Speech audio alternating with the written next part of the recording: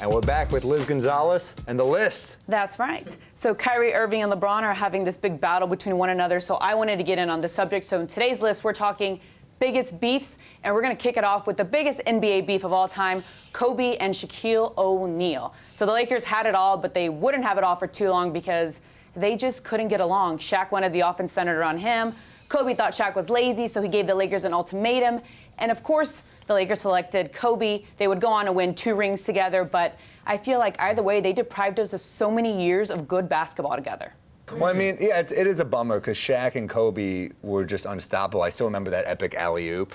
Yeah. You know, Shaq to Kobe on the Trailblazers, Game 7. Yeah. Comeback in the fourth quarter, too. They were. It's amazing, too. Shaq was, at the time, if you can remember, the most dominant player in the league by far. Sure. By far. And he had come off 3 championships in a row, and still his organization chose the other. Now, get it. It was a young Kobe Bryant, so I get it. But he went to Miami and was unbelievable for them. It was like, I'd never seen anything in sports like that, where someone was so at the top, and their organization still went, oh, we'll part ways. How many more championships do you think they would have realistically won together if they would have stuck around another 5 or 6 Probably years? 2. At least 2 or 3. I mean, that year that he went and played with Dwayne Wade, I don't see how LA doesn't win that. Where did he go? He went right to Miami, right from there? Yeah, and then they won. So this one I actually remember from my childhood. Tonya Harding versus Nancy Kerrigan.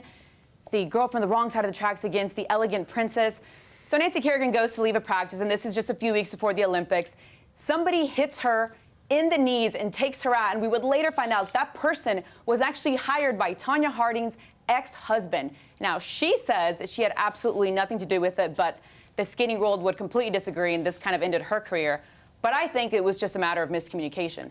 She probably just told her husband she should go out there and break a leg, and her husband was like, yeah, all right. Yeah, you know what? I like Tonya. I'm on Team Tonya. You know, she went for it.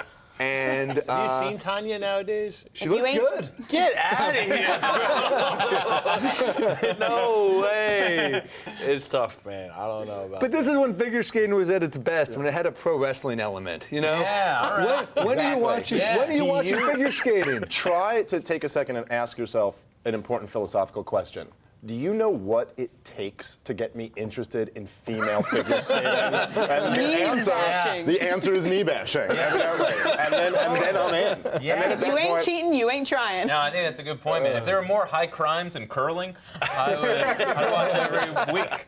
And last but not least, the people versus Roger Goodell. NFL fans hate Roger Goodell. They take any opportunity to boo him at the draft while he's presenting the Lombardi Trophy.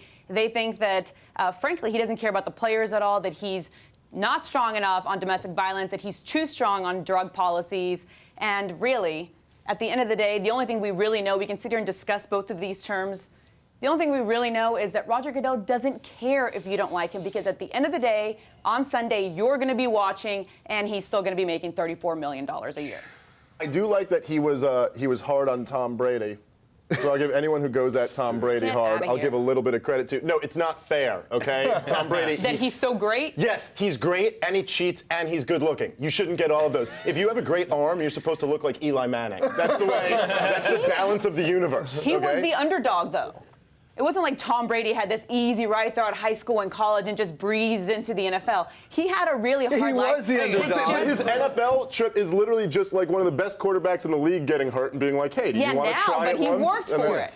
You know who's an underdog? The entire Jets roster. That's who's an underdog. That's true. Hey, I used to work for the Jets. I like the Jets. He was an underdog, but now he's not. And now Goodell will just find any reason to suspend him. Like the deflated football, it's like, come on. He was cheating. But they were stealing our plays.